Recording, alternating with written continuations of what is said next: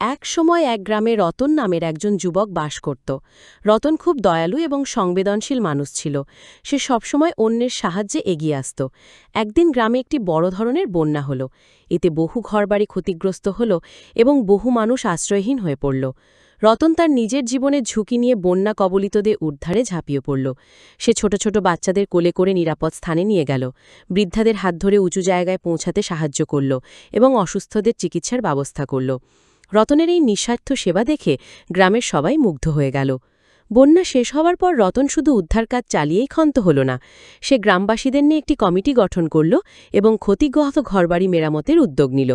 তারা সবাই মিলে ত্রাণ সংগ্রহ করল এবং সেগুলো বন্যা কবলিতদের মধ্যে বিতরণ করল। রতনের নেতৃত্বে গ্রামবাসী ঐক্যবদ্ধ হয়ে কাজ করল এবং অল্প সময়ের মধ্যেই গ্রামের পরিস্থিতি স্বাভাবিক হয়ে এল। রতন শুধু এই একটি কাজই সীমাবদ্ধ ছিল না, সে গ্রামের দরিদ্র শিক্ষার্থীদের পড়ালেখার খরচ যোগাতে সাহায্য করত, অসুস্থদের চিকিৎসার ব্যবস্থা করত এবং বেকার যুবকদের কর্মসংস্থানের সুযোগ করে দিত। তার টায়ারলেস প্রচেষ্টায় গ্রামটি ধীরে ধীরে একটি উন্নত এবং সমৃদ্ধ গ্রামে পরিণত হল। রতন তার কাজের জন্য কোনো প্রতিদান চায়নি, তার একমাত্র লক্ষ্য ছিল মানুষের মুখে হাসি ফোটানো এবং তাদের জীবনকে উন্নত করা। রতনের এই নিঃস্বার্থ সেবাকে গ্রামবাসী চিরকাল মনে রাখবে।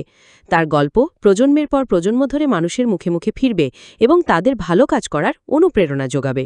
এই গল্প থেকে আমরা শিখতে পারি যে নিঃস্বার্থ সেবা এবং অন্যের প্রতি সহানুভূতি মানুষকে মহৎ করে তোলে। আমরা যদি সবাই রতনের মতো মানুষের কল্যাণে কাজ করি, তাহলে আমাদের সমাজ আরও সুন্দর এবং বসবাসযোগ্য হয়ে উঠবে। এক সময় এক গ্রামে রতন নামের একজন যুবক বাস করত। রতন খুব দয়ালু এবং সংবেদনশীল মানুষ ছিল। সে সবসময় অন্যের সাহায্যে এগিয়ে আসত। একদিন গ্রামে একটি বড় ধরনের বন্যা হল। এতে বহু ঘরবাড়ি ক্ষতিগ্রস্ত হল এবং বহু মানুষ আশ্রয়হীন হয়ে পড়ল। রতন তার নিজের জীবনের ঝুঁকি নিয়ে বন্যা কবলিতদের উদ্ধারে ঝাঁপিয়ে পড়ল। সে ছোট ছোট বাচ্চাদের কোলে করে নিরাপদ স্থানে নিয়ে গেল, বৃদ্ধাদের হাত ধরে উঁচু জায়গায় পৌঁছাতে সাহায্য করল এবং অসুস্থদের চিকিৎসার ব্যবস্থা করল। রতনের এই নিঃস্বার্থ সেবা দেখে গ্রামের সবাই মুগ্ধ হয়ে গেল। বন্যা শেষ হওয়ার পর রতন শুধু উদ্ধার কাজ চালিয়েই ক্ষান্ত হল না, সে গ্রামবাসীদের নিয়ে একটি কমিটি গঠন করল এবং ক্ষতিগ্রস্ত ঘরবাড়ি মেরামতের উদ্যোগ নিল। তারা সবাই মিলে ত্রাণ সংগ্রহ করল এবং সেগুলো বন্যা কবলিতদের মধ্যে বিতরণ করল। রতনের নেতৃত্বে গ্রামবাসী ঐক্যবদ্ধ হয়ে কাজ করল এবং অল্প সময়ের মধ্যেই গ্রামের পরিস্থিতি স্বাভাবিক হয়ে এল। রতন শুধু এই একটি কাজই সীমাবদ্ধ ছিল না, সে গ্রামের দরিদ্র শিক্ষার্থীদের পড়ালেখার খরচ যোগাতে সাহায্য করত, অসুস্থদের চিকিৎসার ব্যবস্থা করত এবং বেকার যুবকদের কর্মসংস্থানের সুযোগ করে দিত। তার টায়ারলেস প্রচেষ্টায় গ্রামটি ধীরে ধীরে একটি উন্নত এবং সমৃদ্ধ গ্রামে পরিণত হল।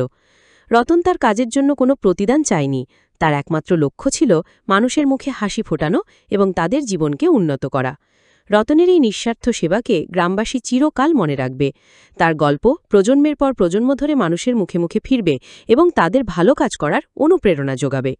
এই গল্প থেকে আমরা শিখতে পারি যে নিঃস্বার্থ সেবা এবং অন্যের প্রতি সহানুভূতি মানুষকে মহৎ করে তোলে। আমরা যদি সবাই রতনের মতো মানুষের কল্যাণে কাজ করি, তাহলে আমাদের সমাজ আরও